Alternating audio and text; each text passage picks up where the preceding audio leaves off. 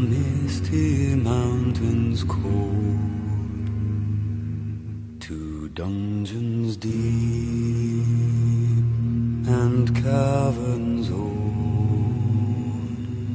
we must away.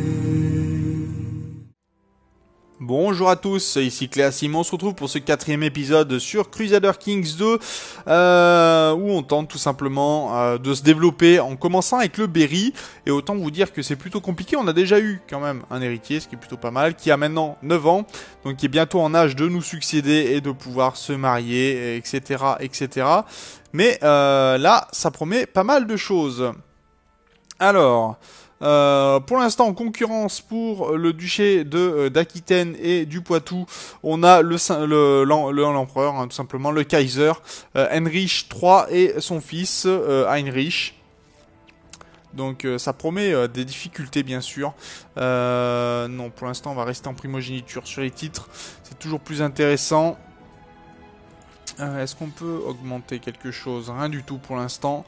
Alors j'avance relativement vite dans le temps, mais c'est normal. Bientôt les premières croisades vont débuter.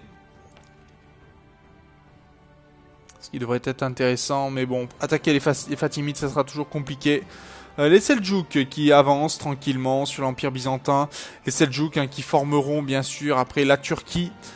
Et donc d'abord l'Empire ottoman et ensuite...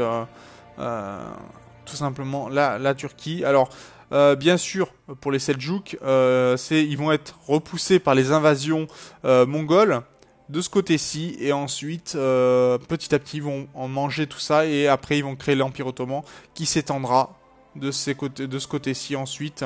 Mais ça, c'est bien plus tard. Bien plus tard, on voit un petit peu ça avec Europa Universalis 4.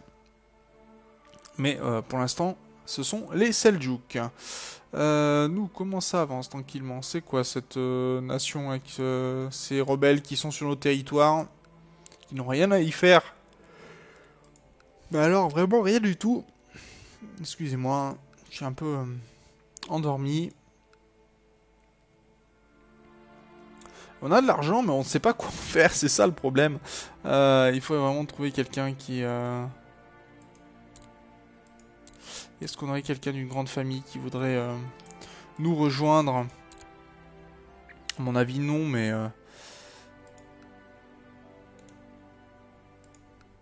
Ah, si, on aurait quelqu'un qui accepterait. Donc, avec un niveau 12, donc ce qui pourrait être bien mieux pour nous. On va créer des revendications, parce qu'on commence à en avoir besoin, sérieusement, pour pouvoir attaquer. Et en espérant que ça fonctionne. Parce que bon, 8%, c'est pas énorme, hein, mais on va voir ce que l'on arrive à faire. Pour l'instant, ça se passe pas très bien à Toulouse et ça se passe pas super bien non plus en Gascogne. La Gascogne qui va certainement passer à la famille d'Armagnac, alors qu'elle était à la famille de Caux, si je me souviens bien. Famille de Dax, pardon. Et le roi de France qui participe à toutes les guerres qui se passent actuellement sur la Reconquista de l'Espagne. Le Badaros qui est en train de tomber, hein. C'est bien ça, c'est une guerre pour Badaros. Hein. Badaros qui est composé de ces 4 comtés-là, pardon. Et notre roi de Castille risque de... Ah non, il va y avoir partage des territoires, hein, apparemment. Le royaume de Galice et de Léon sera donné au petit Alfonso, tandis que Fadrique récupérera seulement la Castille. Ça fait quand même... tous ces titres-là qui disparaîtraient, c'est la moitié actuellement de la Castille.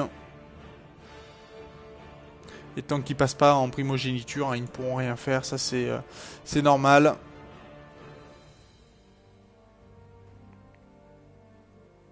Oh, guerre de paysans contre rebelles, enfin rebelles contre rebelles.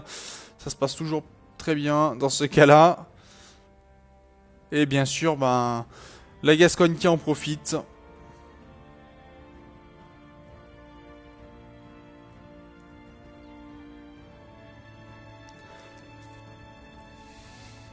Alors, est-ce qu'on va arriver à avancer sur cette partie? Sur ça, c'est rien de moins est sûr. En tout cas, le décès se rapproche de plus en plus. On va bientôt finir par mourir. Ça, c'est à peu près assuré, à 63 ans, on commence à être vieux. Et notre fils est quasiment sur le point de pouvoir nous succéder. Encore 5 ans, même beaucoup moins, bientôt. Enfin, 4 ans et quelques encore. Mais bientôt notre fils sera en âge. Alors bon, il est très bon en diplomatie quand même. Après, il a pas mal augmenté. Ah, notre femme est devenue incapable. Ce qui devrait poser des problèmes. En tout cas, on va voir. Notre femme va pas tarder à décéder, je pense. Et ça devrait nous permettre... bon, on va annuler ceci temporairement. Et on va essayer d'augmenter... en militaire. Essayer de gagner un peu de prestige, que notre score ne soit plus à 0, mais augmente petit à petit. Ça, c'est juste Auxerre qui possède ces deux territoires. Il a quoi, Auxerre? Il a un héritier. La Touraine, c'est un enfant, et c'est le duc d'Anjou qui pourrait hériter. Est-ce qu'on peut attaquer le duc d'Anjou? Non, pas du tout. Pour l'instant, on n'a pas beaucoup de possibilités de guerre, malheureusement. On pourrait attaquer eux. Pour quelle raison on pourrait les attaquer? D'accord, on va critiquer Guine, ce qui pour l'instant n'est pas très intéressant. On pourrait essayer d'attaquer la Guyenne, hein, mais... pour l'instant, on n'a pas du tout les armées pour. On a un peu d'argent, mais... voyons voir, qu'est-ce qu'on pourrait lever comme armée? Ouais, 1200 troupes, c'est tout. Ça monterait à 4500, à 2500 avec l'ensemble de nos troupes. C'est pas suffisant face aux 4000 d'armées adverses. Ça serait pas jouable du tout. Et si cette jeune femme décède, malheureusement, derrière, en successeur, c'est Heinrich Salian et son fils, donc c'est l'empereur, qui pourrait récupérer, en faisant assassiner cette jeune femme, tous les titres d'Aquitaine et d'Anjou. Ce qui, autant dire, n'est pas vraiment ce que l'on souhaite. Allez, la Castille a remporté sa guerre, très bien. Et on a perdu notre maître espion, malheureusement. Et on en récupère un très bon. Ouh, l'Empire byzantin qui a des révoltes. Pour l'affaiblissement de la couronne impériale.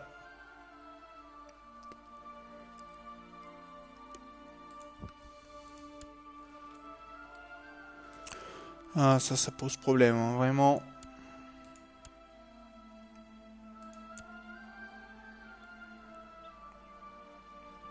Une santé de moins 3 à 57 ans, toujours pas décédé quand même, c'est assez...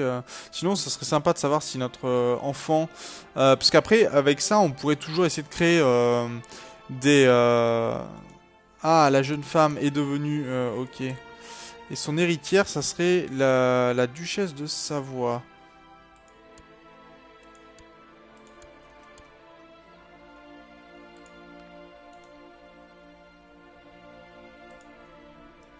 Est-ce qu'on peut arranger des fiançailles avec elle?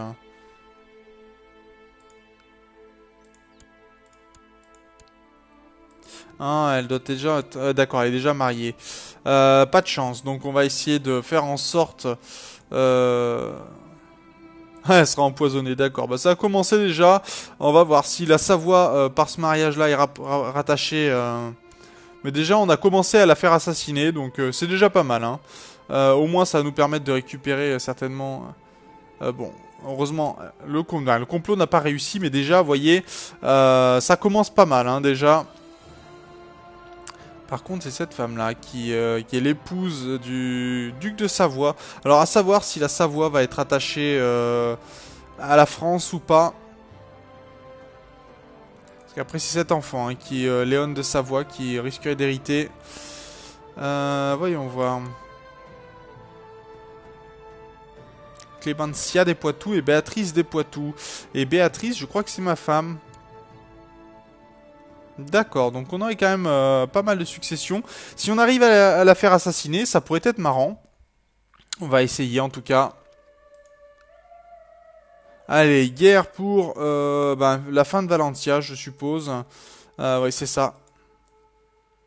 Barcelone qui essaye de récupérer entièrement le duché. Oui, le duché.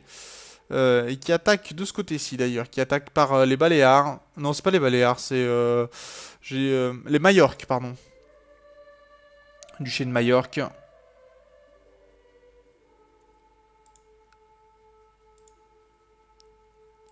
Allez, ça serait bien que notre complot continue et arrive à terme. Ça pourrait être marrant. Ah, le serpent encore. Et on va voir si on y arrive. Après, il faudra passer à la duchesse de Savoie, la faire assassiner. D'ailleurs, le titre est comment en partage salique. Hein. Ah, elle est décédée, sans enfant, donc très très bien. Et on va pouvoir passer à une duchesse suivante. Léon, ouais, il y a pas mal de gens de Savoie. On va essayer de faire assassiner cet enfant, si possible. Non. Allez, hop. On va essayer les assassinats. Allez, on a gagné un peu d'or. Est-ce qu'il y aurait d'autres gens qui accepteraient pour l'instant, il aime beaucoup la duchesse. Ce qui pose problème. Et il y a des guerres en Savoie apparemment. Ah non, c'est pas en Savoie, c'est fort calqué. Une guerre en Provence, ok.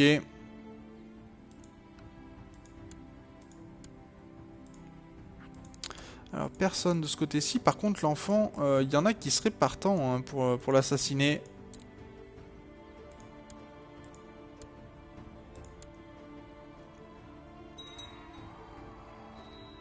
Alors malheureusement on a perdu... Alors attendez. D'accord, je suis non marié. Et mon fils peut récupérer les titres. Alors ça peut être intéressant. Malheureusement, elle a 4042 troupes et lui en a 156. Et nous, on n'a plus d'alliés. Alors est-ce qu'on peut se marier pour essayer de faire un mariage d'alliance avec Venise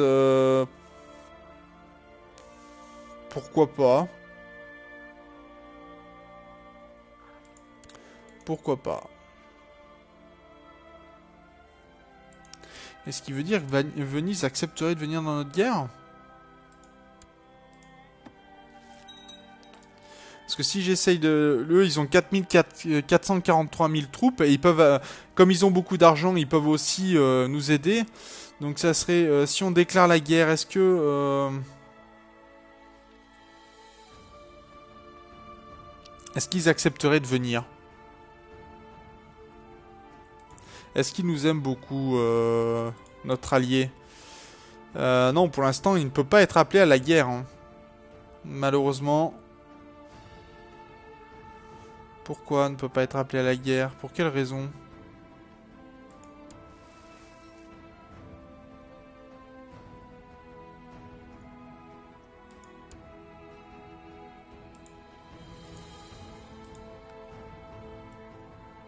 Et personne n'accepterait d'assassiner cet enfant. Ça pose problème, ça. On va essayer de voir si on peut assassiner les enfants. Non, pas du tout. Ça veut pas. Et la Guyane qui risque d'être rattachée à la Savoie. Hein. Enfin, l'Aquitaine. Allez, 57% de possibilité. On va essayer de faire monter tout ça.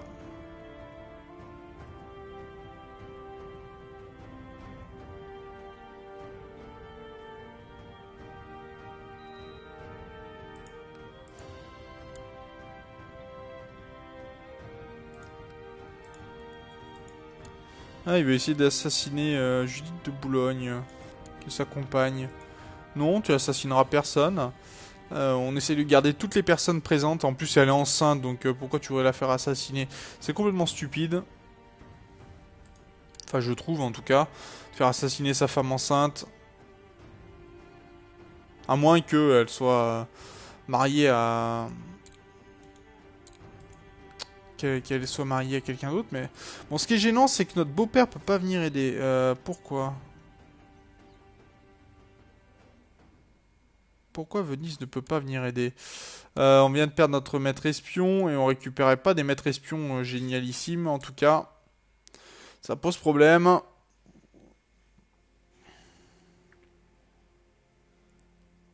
Ah, d'accord, il y a eu un gain pour la Castille de ce côté-ci, la Mancha qui est indépendante.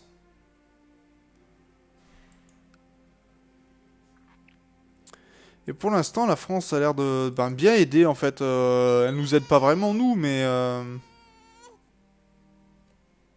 ça avance tranquillement. Et j'espère pouvoir faire un mariage solide. Ah bah voilà, forcément, vous avez un nouvel héritier. Si votre personnage meurt, vous jouerez en tant que Edelbourg de Bourges, ce qui est plutôt pas mal. Donc on a une régence avec le comte Jace de Berry, donc tout simplement notre tante n'a pas eu d'héritier pour le moment. On attendra un tuteur, mais ça je n'y toucherai pas. Ça va être à Jace de reprendre. Donc je mettrai bien sûr le lien dans la description de Jace et de sa chaîne pour que vous puissiez suivre la série. Je ferai bien sûr moi de mon côté une playlist où il y aura mes épisodes et j'espère pouvoir mettre les épisodes des autres youtubeurs qui participeront à cette série. Vous me reverrez donc de toute façon sur d'autres séries auxquelles je participerai, hein, ne vous inquiétez pas. Ça arrivera au fur et à mesure bien sûr quand ça sera à mon tour de jouer. Donc sur ce, moi j'espère que cette mini-série vous a plu sur l'aventure d'un personnage qui essaye d'agrandir son territoire, surtout en France où c'est très très compliqué quand vous commencez en tant que comte, surtout le comte de Berry, hein, c'est l'un des plus difficiles. En tout cas, j'espère que mon successeur arrivera à développer la famille et à faire en sorte qu'elle puisse régner sur la France à la place des Capétiens et des Bourgogne, de la maison de Bourgogne. Ça pourrait être assez intéressant, assez marrant. En tout cas, moi, je vous remercie d'avoir regardé cet épisode, d'avoir regardé cette série. N'hésitez pas bien sûr à la partager. N'hésitez pas bien sûr à commenter aussi, à vous abonner à la chaîne si ce n'est pas déjà fait. Et on se retrouve donc dans un prochain épisode. D'ici là, portez-vous bien. Salut!